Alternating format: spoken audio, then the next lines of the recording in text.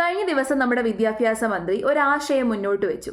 മഴക്കാലത്ത് വേനലവധി വെച്ചാലോ എന്ന്. അതായത് വേനലവധി ജൂൺ ജൂലൈ മാസത്തിലേക്ക് മാറ്റിയാലോ എന്ന്. ഇനി മുതൽ വേനലവധിയല്ല മഴ അവധി എന്ന്. പക്ഷേ അതിൽ ചെറിയ ചില പ്രശ്നങ്ങളില്ലേ? ചെറുതായിട്ടല്ല പ്രശ്നങ്ങൾ, നല്ല രീതിയിൽ പ്രശ്നങ്ങളുണ്ട്. മഴക്കാലത്ത് കുട്ടികൾക്ക് ക്ലാസ്സുകൾ നഷ്ടപ്പെടും എന്നുള്ളത് സത്യമാണ്. എന്നാൽ ഈ നഷ്ടപ്പെട്ട ക്ലാസ്സുകൾ പിന്നീട് ടീച്ചർമാരെ സ്പെഷ്യൽ ക്ലാസ് ഒക്കെ വെച്ചിട്ട് അഡ്ജസ്റ്റ് ചെയ്ത് ശരിയാക്കിക്കോളും. ഇതിനു മുമ്പ് നമ്മളൊക്കെ പഠിക്കുന്ന സമയത്ത് ഇതിലും പെരുമഴയായിരുന്നു.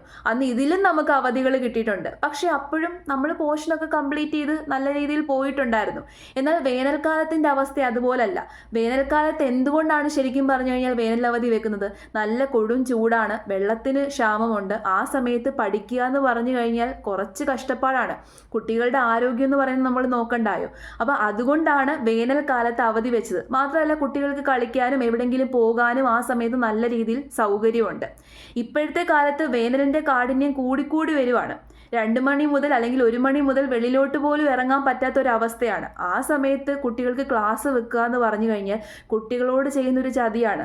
അവർക്ക് ക്ലാസ്സിലിരിക്കാനോ അല്ലെന്നുണ്ടെങ്കിൽ ക്ലാസ്സിൽ ശ്രദ്ധിക്കാനോ പോലും പറ്റത്തില്ല. അപ്പം ഇതുവരെയുള്ള ആ ഒരു രീതിയിൽ തന്നെ പോകുന്നതല്ലേ നല്ലത്? നിങ്ങളുടെ അഭിപ്രായം എന്താണെന്നുള്ളത് തീർച്ചയായിട്ടും കമൻറ്റ് ചെയ്യുക.